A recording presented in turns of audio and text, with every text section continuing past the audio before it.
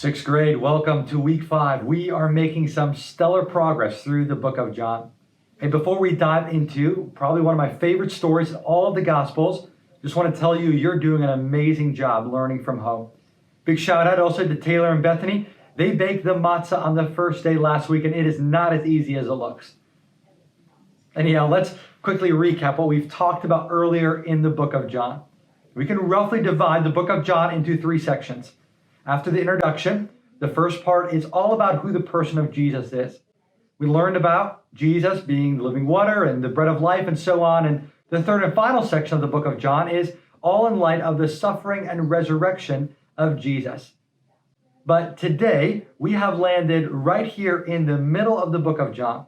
We have hit the juicy meat in the middle of John's sandwich, and we are going to see in this chapter the 3 themes of John super clearly. Those themes were Jesus is God himself, Jesus the miracle worker, Jesus is the gospel teacher.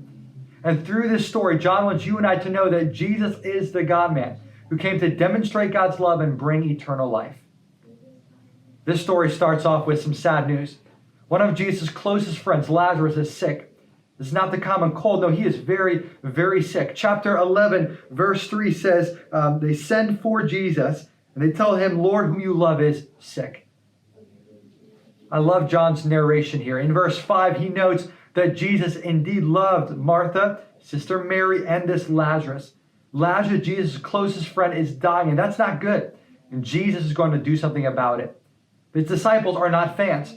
Going to Jerusalem means going close to the religious leaders that want Jesus dead. And as Jesus turns to go to Jerusalem, his feet take the first step on a path that will end in the cross.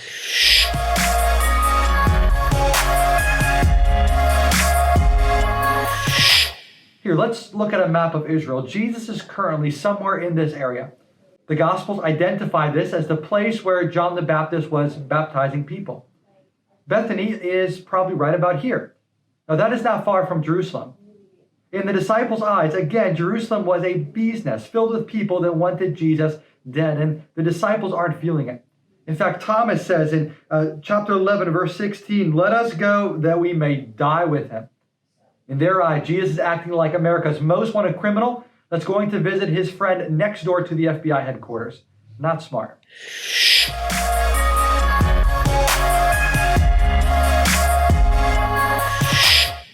So, quick pause here. Jesus could have done this thing from a distance, right?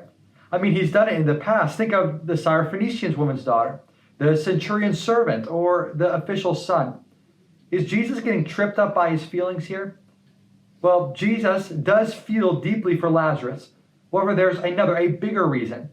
According to verse 14, he wants to go so that others will believe. Now, that's the same reason why John wrote his Gospel, that all will hear and experience Jesus' eternal life. Just like Lazarus will experience this new chance at life at Jesus' miracle. So Jesus is going to Lazarus, and it's not an accident motivated by feelings. No, it's done because he loves his friends. It's also done because he is going to Jerusalem to the cross. But lastly, Jesus goes because there's a wide door of opportunity to showcase his power and his mission to bring eternal life.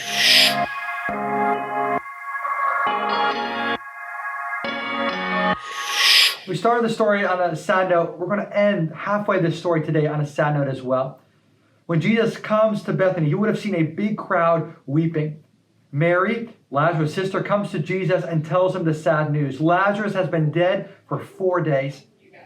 I imagine Jesus hugs Mary as she weeps, and the disciples are just awkwardly standing around her, but Jesus says he will rise again.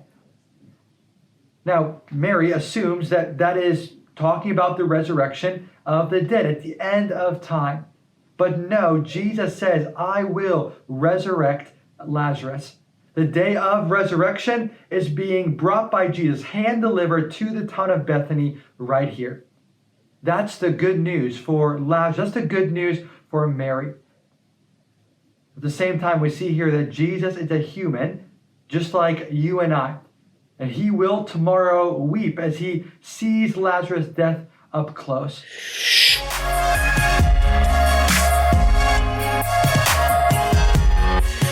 And before you click away, just as an encouragement, the same Jesus that traveled all the way down to dangerous Bethany comes to us when we need him. He might not help us in the way that we want, just like Mary's experiencing right now, but he will come. And he always brings exactly what we need when we need it.